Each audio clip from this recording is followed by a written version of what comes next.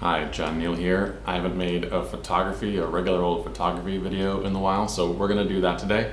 We're gonna talk a little bit about why taking bad photos is actually good for your photography. So in the very early stages of my photographic journey, I remember coming back to review my images after a session and always feeling a sense of disappointment and frustration. Every once in a while I would get an image that I kind of liked, but most of them, for the most part, I really was not pleased with the results of my photos and how they looked, the composition, basically everything I was unhappy with.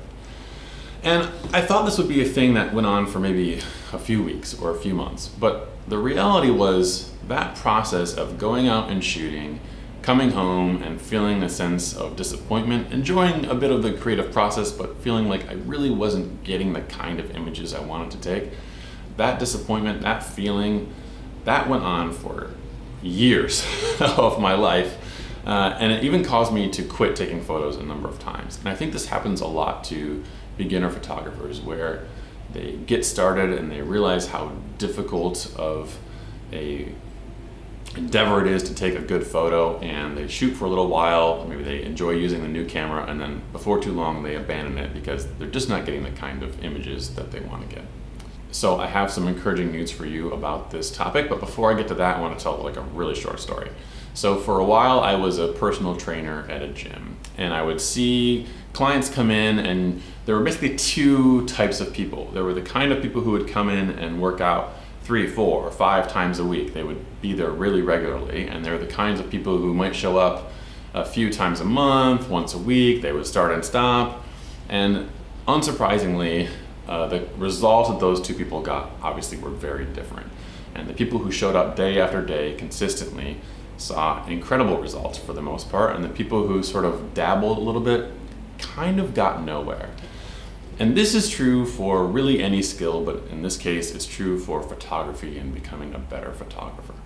What was really helpful for me was forgetting about the quality of the photos. That doesn't mean I stopped trying to take good photos, but I stopped worrying about it so much and focusing on it so much. And instead I moved my focus to the process of trying to improve and trying to enjoy taking my photos. Because the reality is, what you need is a huge volume of bad photos. Because eventually that volume produces the skills that you need to create good photos, photos that you're happy with, that are pleasing to you. And that never really happens unless you get through just the volume and capacity of work you need to do to sort of advance yourself. And so, ironically, one of the difficult things to get through in the first years of your photography is that phase, but it is the phase that you need in order to produce the kind of photographs that you want to take.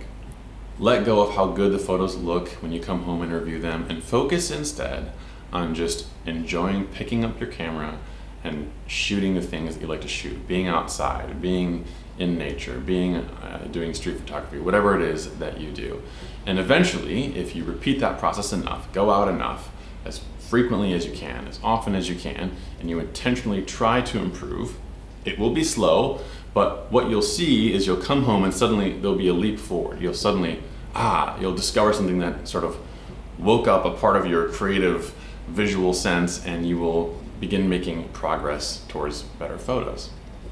And this never really ends. You'll spend your whole photographic career improving and getting better. But once you get to a point where you're reasonably satisfied with a good percentage of your photos, the whole process becomes a lot easier, because you have a feedback loop of enjoying the results and the process at the same time. So, all that said, volume matters. Shoot a lot. Pick up that camera. Go out and take lots of photos and enjoy it.